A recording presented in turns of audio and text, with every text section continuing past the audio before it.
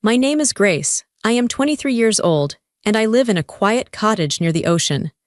I looked across the heavy wooden table at the two people who gave me life, and then threw me away. My mother smoothed her silk scarf, and my father checked his expensive watch. They were smiling at me. It wasn't a kind smile. It was the smile you give a child who doesn't understand how the real world works. To them, I was still the fragile girl they kicked out on her 18th birthday with nothing but a suitcase and a lot of fear. They thought I was sitting here because I was desperate. They thought I was weak. Today was the final reading regarding my grandfather's estate. The number was staggering, $3.8 billion. I could see the greed in their eyes. They were already spending the money in their heads. They assumed they would be the ones to manage it. After all, they had spent years telling everyone I was unfit and too emotional to handle anything important. But as the attorney cleared his throat to speak, I didn't feel afraid. I felt a strange, cold calm. My parents thought they were looking at a victim. They had no idea that Grandpa William had left a final instruction that would change everything. They thought they were here to collect a fortune. They didn't know they were actually here to lose it all. But before I tell you how everything flipped, like and subscribe, drop a comment. Where are you watching from? My name is Grace. I am 23 years old. I learned very early that in my house, love wasn't free. It was something you had to buy, but I never had the right currency. My parents, Richard and Alina, were people who loved success. They loved things they could show off to their friends at the country club. They loved things that looked good on a holiday card. My brother, Daniel, was one of those things. I was not. The difference between us was clear before we were even teenagers. Daniel was loud. He was confident. If he walked into a room, he demanded attention, and my parents gave it to him gladly. If he drew a picture, my mother would frame it and put it in the hallway. She would tell everyone, "Look at the bold lines. He has such a vision." If I drew a picture, she would glance at it while checking her emails on her phone. "That's nice, Grace," she would say, her voice flat. "But maybe you should spend more time on your math homework. Art doesn't pay the bills."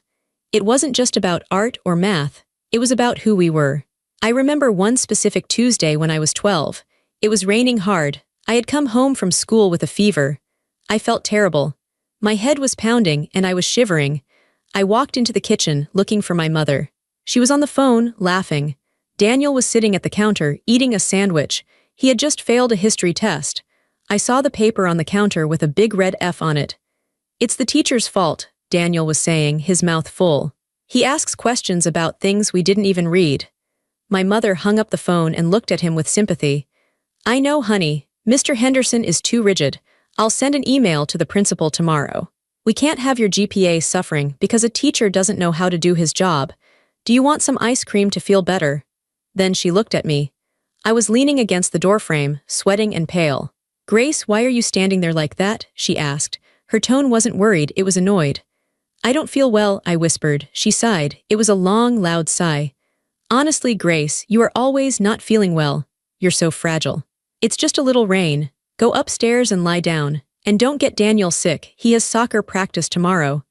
That was the dynamic. Daniel's failure was someone else's fault. My sickness was an inconvenience. As we got older, the gap became financial. It wasn't just affection anymore, it was money. When Daniel turned 16, my parents bought him a brand new sports car. It was black, shiny, and loud. They put a big red bow on it and took 100 photos for Facebook. "Our boy is hitting the road," my dad captioned it. 2 months later, Daniel crashed it. He was driving too fast and hit a mailbox and a fence. I watched from my bedroom window as my dad inspected the damage. I expected him to be furious. I expected him to yell. Instead, he slapped Daniel on the back. "It happens, son," Dad said. "Cars can be replaced. At least you were driving aggressively. That shows leadership. We'll get you a better one." A year later, I turned 16. There was no car, there was no party. "We think it's better if you focus on your studies," my dad told me at dinner. "You get distracted easily, Grace. A car would just be a temptation to waste time. Besides, the bus is safe." I didn't argue. I learned not to argue. Arguing just made them call me emotional. In their eyes, I was a bad investment. I was quiet, I liked to read. I volunteered at the animal shelter. I didn't care about status or networking. To Richard and Alina, this meant I was defective. They called it uneconomical. "You have no drive," my mother would tell me while I washed the dishes, a chore Daniel never had to do. "You're too soft. The world is going to eat you alive, Grace, and don't expect us to bail you out when it does. They were preparing me for failure. They wanted me to fail so they could be right. They wanted to point at me and say, "See, we told you she was weak." But I wasn't weak. I was just invisible, and being invisible gave me a lot of time to watch and a lot of time to hurt. The morning of my 18th birthday was a Tuesday. I woke up with a small knot of hope in my stomach. I knew better, but I still hoped. Maybe today would be different. 18 is a big number. It's the start of adulthood. I walked downstairs. The house was quiet. My parents were sitting at the dining table. It wasn't set for breakfast.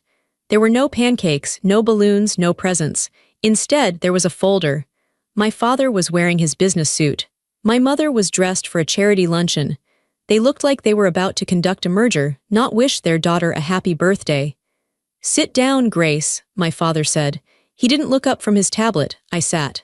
The chair felt cold and hard. "Happy birthday," my mother said, but she said it the way you say good morning to a stranger in an elevator. Polite but empty. "Thank you," I said. My father pushed the folder toward me. "You're 18 now. According to the law, you are an adult." "Yes," I said. "We have raised you," he continued. "We have provided food, shelter, and clothing. We have done our job. But as we have told you many times, we don't believe in supporting adults who don't show promise." I froze. "What do you mean?" "We mean that as of today, our financial obligation to you ends," my mother said. She took a sip of her coffee. "We're cutting you off, Grace." I looked from one to the other. I tried to laugh, thinking it was a joke. "Okay, but I'm still in high school. I have 3 months until graduation." "That's your problem to solve," Dad said. "We are done funding your lack of ambition. We've seen your grades. They're fine, but they aren't stellar. You don't have a business plan. You don't have a vision. We aren't going to pour money into a sinking ship." "Where am I supposed to go?" I asked. My voice started to shake. "You're smart enough to figure it out," Mom said. "Or maybe you aren't. This is your test. Sink or swim."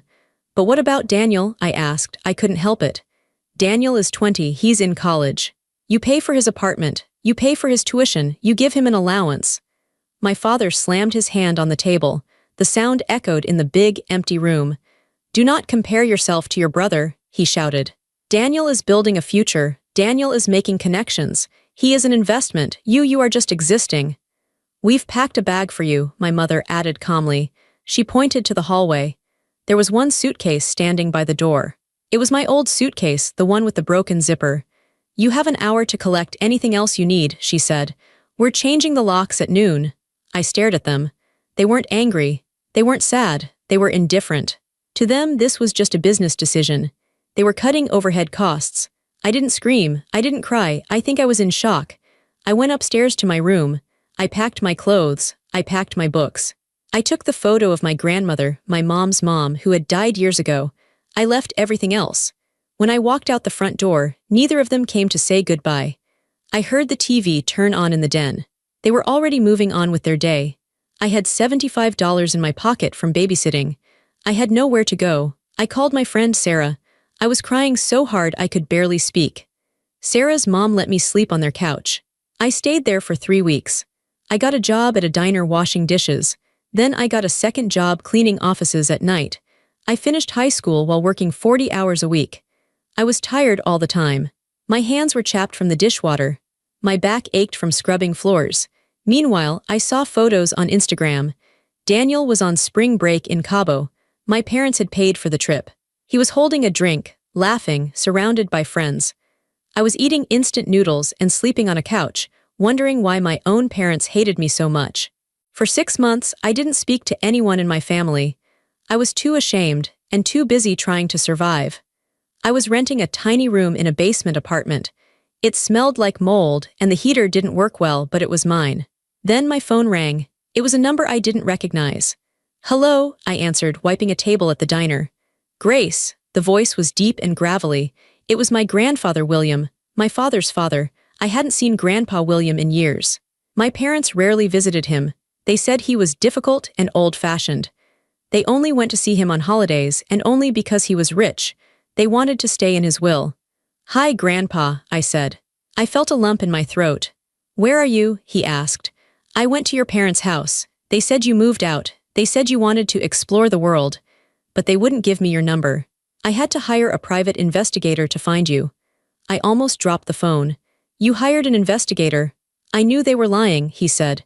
Richard is a bad liar. He sweats when he lies. Grace, meet me for dinner, tonight.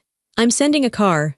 I tried to say no. I was wearing my work uniform. I smelled like grease. But he insisted. That night I sat across from him at a quiet steakhouse. I felt out of place. But Grandpa William didn't care. He looked at me with sharp, blue eyes. He looked old, much older than I remembered. His hands shook a little when he held his water glass. Tell me the truth, he said. Why are you living in a basement? So I told him. I told him about the birthday, the suitcase, the business verdict. I told him about the 3 jobs. I told him how they compared me to Daniel. I expected him to tell me I should apologize to my parents. I expected him to say, well, they just want you to be tough. Instead, he reached across the table and took my hand. His skin was dry and paper-thin. They are fools, he said softly. I looked up, surprised. Richard has always been a fool, Grandpa said. He thinks money is character, he thinks noise is strength. He doesn't see you, Grace. I'm not like them, Grandpa, I said. I'm not good at business. I'm not aggressive. Good, he said firmly. Aggression is cheap, true strength is quiet. You have survived, haven't you? You didn't crumble, you are working, you are paying your own way. Do you know how much respect I have for that? He squeezed my hand. Daniel asks me for money once a week, Grandpa said. He comes to my house, drinks my scotch, and asks for a loan for some new idea that will fail in a month. You never asked for a dime. I wanted to, I admitted. I was scared. But you didn't, you figured it out. From that night on, Grandpa William became my secret. We met once a week. I would go to his large, quiet estate on Sundays. We didn't talk about money. We talked about books. We talked about history. We sat in his garden and watched the birds. He was the first person to ask me what I thought about things. What is your opinion on this article, Grace? He would ask. I don't know, Grandpa. Dad always said my opinions were emotional. Your dad is an idiot, he would snap. Tell me what you feel. Feelings are information. Use them. He made me feel smart. He made me feel seen. He saw my sensitivity not as a weakness, but as a superpower. You notice things, he told me once. You notice when I'm tired before I say it. You notice when the gardener is having a bad day. That is perception, Grace. That is valuable. Business isn't just about numbers. It's about people. If you understand people, you understand everything. He offered to pay for my college. I refused. I told him I wanted to do it myself. He smiled then, a real, proud smile. Stubborn, he said, just like me. He never told my parents we were meeting. Let them think what they want, he said. They are too busy looking in the mirror to notice what's happening in the real world. For 4 years, he was my anchor. He was the only family I had. The call came at 3 a.m. It was Grandpa's nurse. Grace, she said, her voice gentle. It's time, you should come. I drove my beat-up Honda to his estate. I ran up the stairs to his bedroom. He was breathing shallowly. He looked very small in the big bed. I sat beside him and held his hand. I'm here, Grandpa, I whispered. He opened his eyes. They were cloudy, but he knew me. My brave girl, he whispered. It was barely a sound. Don't let them break you. I won't, I promised. I've taken care of it, he said. Just wait. He died an hour later. I was holding his hand when his heart stopped. I cried until I couldn't breathe. I felt like the roof had been ripped off my life. He was my safety. He was the only one who loved me. Then the door opened. My parents walked in. Daniel was with them. They were dressed perfectly. My mother had her hair done. My father was wearing a dark suit. They didn't look like people who had rushed over in the middle of the night. They looked like they were arriving for a photo op. Oh, Grace, my mother said. She walked over and tried to hug me. I stiffened. Her perfume was overwhelming. It smelled expensive and cold. We got the call, my father said. He looked at the body of his father. He didn't shed a tear. He looked relieved. Well, he had a long life. It was his time. Daniel was looking around the room. He was looking at the paintings on the walls. He was looking at the antique clock. He was calculating. Did he say anything? Daniel asked me. Before he passed. He said goodbye, I said coldly. Right, Daniel said. Sad day, very sad. The next few days were a blur of fake emotions. The funeral was a spectacle. My parents rented the biggest cathedral in the city. They invited senators, CEOs, and celebrities. They stood at the front, accepting condolences, dabbing at dry eyes with handkerchiefs. We are devastated, I heard my father tell a business partner. My father was my hero. I will do my best to honor his legacy. I stood in the back. I wore a simple black dress. No one spoke to me. My parents didn't introduce me to anyone. To the guests, I was probably just an assistant or a distant cousin. But then something shifted. After the funeral, my parents came up to me. "Grace, honey," my mother said. She put her hand on my arm. She had never touched me so gently in my life. "You must be tired. Why don't you come stay at the main house tonight? We have plenty of room. We can be a family again." I looked at her. I knew exactly what this was. They knew the will reading was tomorrow. They knew Grandpa was worth billions. They didn't know what was in the will, but they wanted to make sure I was close. They wanted to make sure I was managed. If Grandpa left me anything, even a small amount, they wanted to be the ones to control it. They were grooming me. They thought I was still the desperate 18-year-old they threw out. They thought a little bit of fake kindness would make me fall to my knees in gratitude. "I'm fine at my apartment," I said. "Nonsense," my father said, smiling a smile that didn't reach his eyes. "We insist. Family should be together at a time like this. Besides, we have the reading tomorrow. We can all go together in the limo." "We're going to be so rich," Daniel whispered to me, grinning. "I mean, we're going to have so much responsibility. You'll see, Grace. Mom and Dad will take care of you now. You won't have to work those dirty jobs anymore." He said it like he was doing me a favor. Like he was offering a stray dog a bone. I looked at them, the three of them, a united front of greed. "Okay," I lied. "I'll come for dinner." I wanted to see it. I wanted to see their faces when they thought they had won. And I wanted to be there when they lost. The attorney's office smelled like old paper and expensive leather. It was a large room in a high-rise building downtown, overlooking the city. My parents, Richard and Alina, sat on one side of the massive mahogany table. Daniel sat next to them. They looked like a team. A hungry, united team. I sat on the other side, alone. Mr. Sterling, Grandpa's personal attorney for 40 years, sat at the head of the table. He was a serious man with gray hair and wire-rimmed glasses. He didn't smile when we walked in. He just nodded at me. "Let's begin," Mr. Sterling said. He opened a thick leather binder. My mother adjusted her pearls. She leaned forward. "We know this is a formality, Mr. Sterling. We know Father intended for Richard to manage the assets. We are ready to sign whatever is necessary to expedite the process." Mr. Sterling looked at her over his glasses.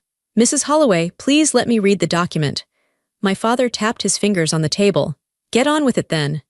Mr. Sterling began to read.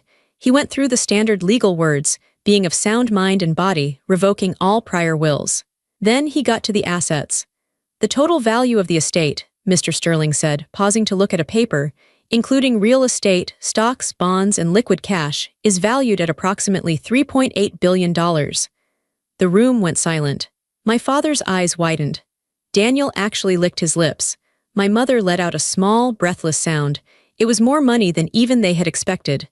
They were already rich, but this was empire money. This was change-the-world money. "To my son, Richard," Mr. Sterling read. My father straightened his tie. He looked at me with a smug grin. It was a look that said, "See, I told you." "I leave my collection of vintage golf clubs," Mr. Sterling finished. My father froze. "Excuse me, to my daughter-in-law Alina," Mr. Sterling continued, ignoring him. "I leave the antique vase in the foyer which she always admired." My mother blinked.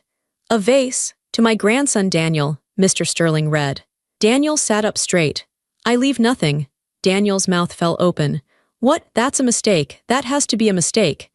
"And regarding the remainder of the estate," Mr. Sterling said, his voice becoming louder and clearer. "The entire sum of $3.8 billion, along with all properties, holdings, and intellectual rights, I leave to my granddaughter, Grace Holloway." The silence that followed was heavy. It felt like the air had been sucked out of the room. I sat perfectly still. I felt my heart hammering against my ribs, but I kept my face calm. I looked at my hands. Then the explosion happened. "This is a joke," my father said. He stood up, his face turning red. "Grace, you're giving almost $4 billion to her." He pointed at me like I was a piece of trash on the floor. "She's a child," my mother cried out. "She works as a janitor. She doesn't know the first thing about wealth management. She'll lose it in a week." "She's unstable," Daniel shouted. Grandpa was senile. He didn't know what he was doing. My father took a deep breath and composed himself. He turned to me. He put on his business face. "Grace," he said, his voice sickly sweet. "Grace, listen to me. Obviously, Grandpa wasn't thinking clearly at the end, but this is fine. We can fix this. He walked around the table and stood behind my chair. He put his hands on my shoulders. His grip was tight, too tight. You are clearly overwhelmed, he said.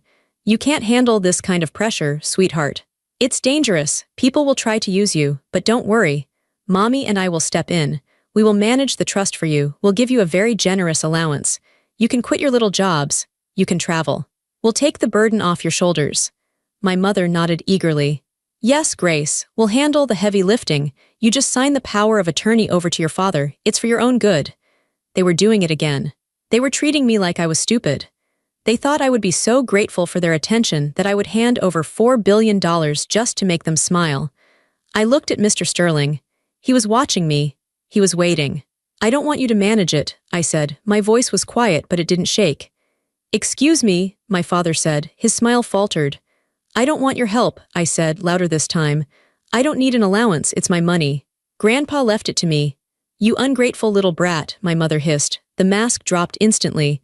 We are your parents, you owe us. I owe you nothing, I said. You cut me off, remember. A business verdict. My father's face turned purple. You will sign that paper, Grace, or so help me God, I will bury you in court. I will have you declared mentally incompetent. I will take every cent. Mr. Sterling cleared his throat. The sound was like a gavel striking wood. Mr. Holloway, please sit down, the attorney said. His voice was cold steel. I am talking to my daughter, my father snapped. You are threatening the sole beneficiary, Mr. Sterling said. And you are doing it prematurely. I have not finished reading the will. My father paused.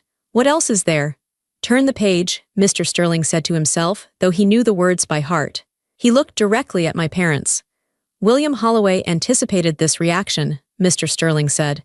He knew you well, Richard. He knew you would try to bully Grace. He knew you would try to take control.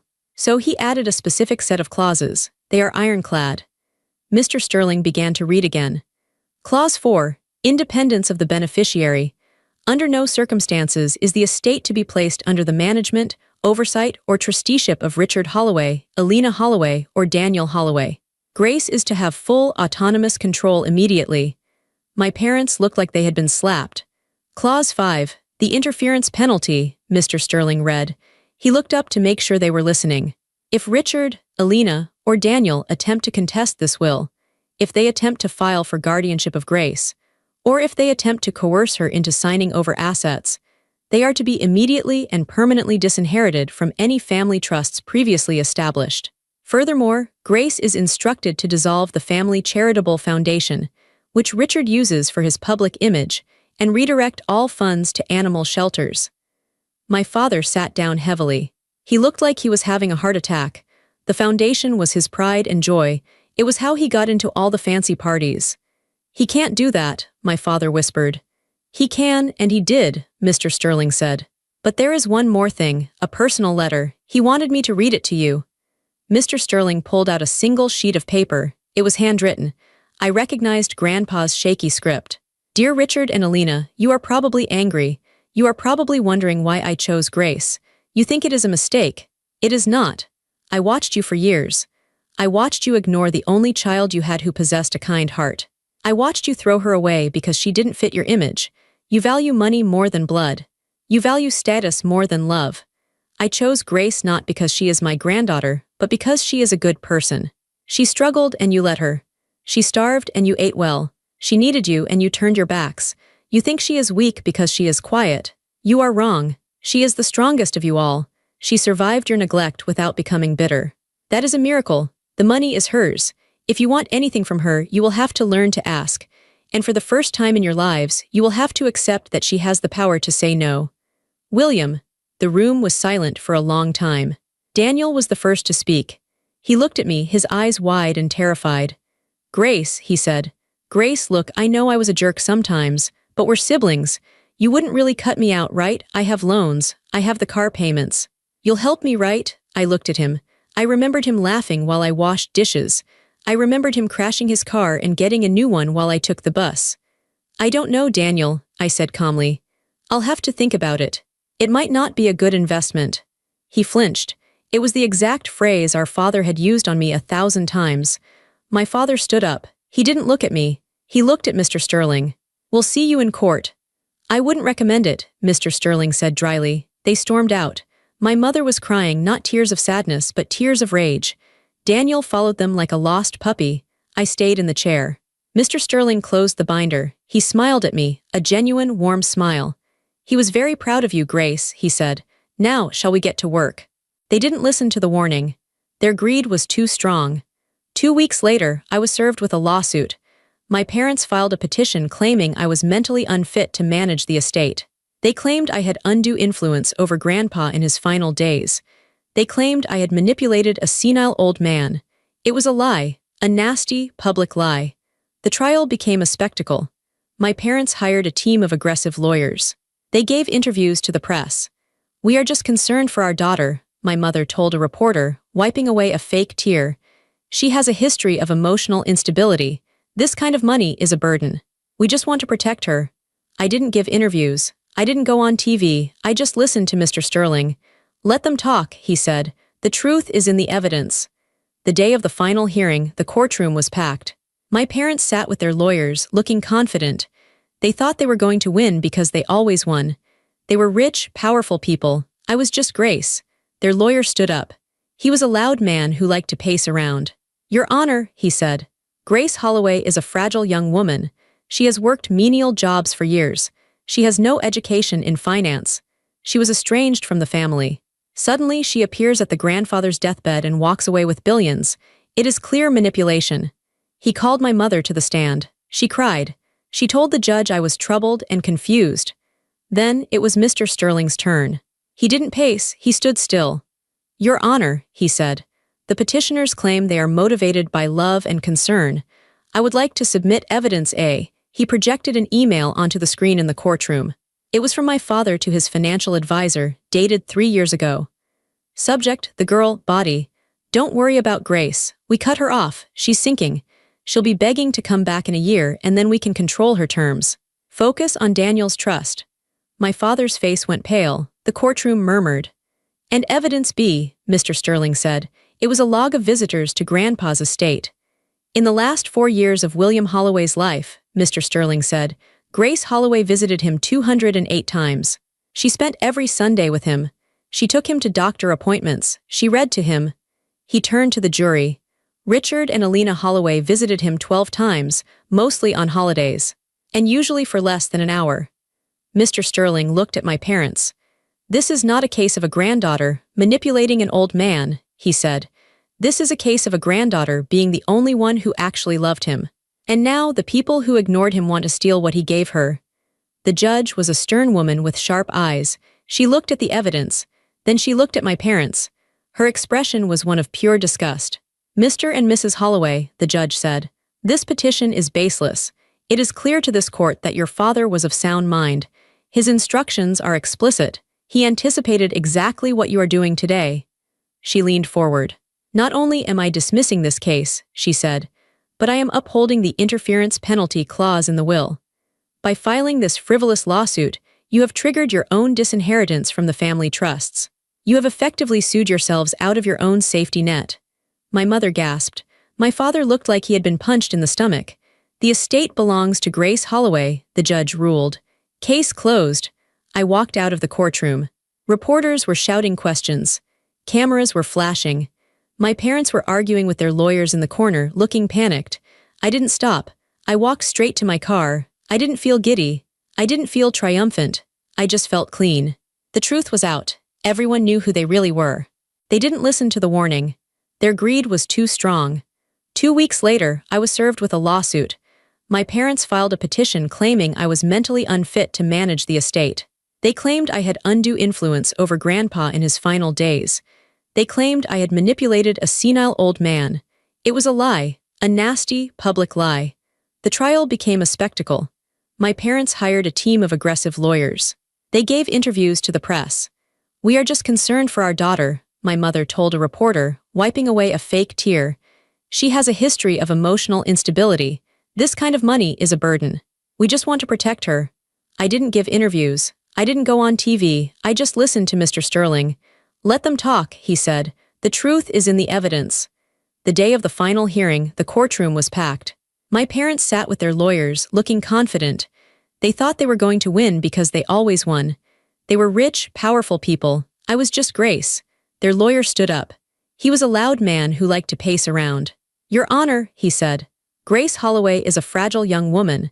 She has worked menial jobs for years. She has no education in finance. She was estranged from the family. Suddenly, she appears at the grandfather's deathbed and walks away with billions. It is clear manipulation." He called my mother to the stand. She cried. She told the judge I was troubled and confused. Then it was Mr. Sterling's turn. He didn't pace, he stood still. "Your Honor," he said, "the petitioners claim they are motivated by love and concern. I would like to submit evidence A." He projected an email onto the screen in the courtroom. It was from my father to his financial advisor, dated 3 years ago. Subject, the girl, body. "Don't worry about Grace. We cut her off. She's sinking. She'll be begging to come back in a year and then we can control her terms. Focus on Daniel's trust." My father's face went pale. The courtroom murmured. "And evidence B," Mr. Sterling said. It was a log of visitors to Grandpa's estate. "In the last 4 years of William Holloway's life," Mr. Sterling said, "Grace Holloway visited him 208 times. She spent every Sunday with him. She took him to doctor appointments. She read to him." He turned to the jury. "Richard and Alina Holloway visited him 12 times, mostly on holidays, and usually for less than an hour." Mr. Sterling looked at my parents. "This is not a case of a granddaughter manipulating an old man," he said. "This is a case of a granddaughter being the only one who actually loved him. And now the people who ignored him want to steal what he gave her." The judge was a stern woman with sharp eyes. She looked at the evidence. Then she looked at my parents. Her expression was one of pure disgust. "Mr. and Mrs. Holloway," the judge said, "this petition is baseless. It is clear to this court that your father was of sound mind. His instructions are explicit. He anticipated exactly what you are doing today." She leaned forward. "Not only am I dismissing this case," she said, "but I am upholding the interference penalty clause in the will. By filing this frivolous lawsuit, you have triggered your own disinheritance from the family trusts. You have effectively sued yourselves out of your own safety net." My mother gasped. My father looked like he had been punched in the stomach. "The estate belongs to Grace Holloway," the judge ruled. "Case closed." I walked out of the courtroom. Reporters were shouting questions. Cameras were flashing. My parents were arguing with their lawyers in the corner, looking panicked. I didn't stop. I walked straight to my car. I didn't feel giddy. I didn't feel triumphant. I just felt clean. The truth was out. Everyone knew who they really were. 6 months later, I found myself driving through my old neighborhood. I didn't plan to go there. I was just driving, enjoying the feel of my car, a safe, reliable SUV that I had bought with my own money. I turned onto the street where I grew up. The houses were huge and imposing. The lawns were perfectly manicured. It all looked so perfect on the outside. I stopped in front of my parents' house. It looked smaller. When I was a child, that house felt like a fortress. It felt like a prison. I used to look at those windows and feel a pit of dread in my stomach, wondering what I had done wrong, wondering why I wasn't enough. Now it was just a pile of bricks. I saw a car in the driveway, my father's car. It was dusty. He used to keep it spotless. I imagined them inside, probably sitting at that long dining table, probably arguing about money, probably blaming everyone but themselves. They were trapped in that house with their bitterness. I rolled down the window. The air smelled the same, like cut grass and sprinklers, but I felt different. I wasn't the girl with the suitcase anymore. I wasn't the victim. Grandpa William didn't just leave me money. The billions were nice, of course. They bought safety. They bought time. But his real gift was the truth. He gave me permission to see my family clearly. He gave me the evidence that I wasn't crazy, I wasn't weak, and I wasn't unlovable. He validated my reality. I realized then that I didn't hate them. Hate takes too much energy. Hate is an attachment. I felt indifference. I didn't want to punish them anymore.